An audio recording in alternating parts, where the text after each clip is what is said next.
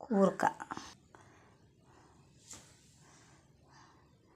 പച്ചമുളക്, ഉള്ളി, കൂർക്ക, തക്കാളി, മുരിങ്ങക്ക ഇതെല്ലാം കൂട്ടി ചാറ് വെക്കാൻ പോവാണ്.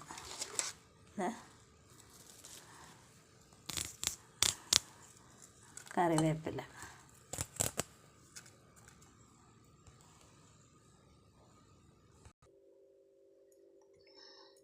ഉണക്കമീൻ, ഉപ്പ്,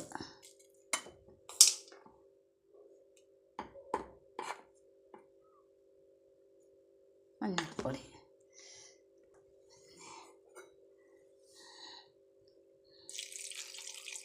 വെള്ളം.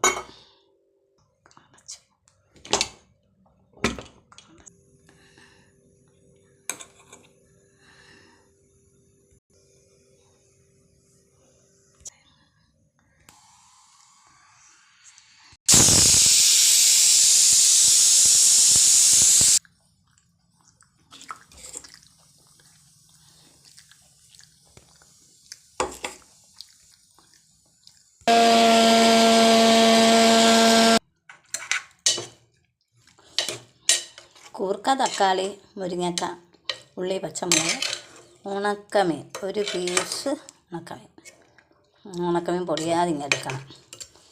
തേങ്ങ അരച്ച് വെച്ചിരിക്കുന്നു. തേങ്ങ ചേർക്കുകയാണ്.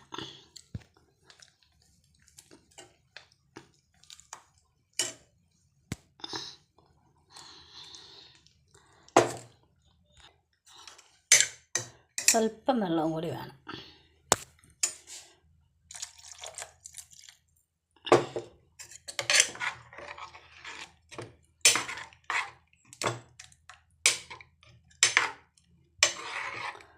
മീൻ പൊടിയാതെ സൂക്ഷിക്കണം.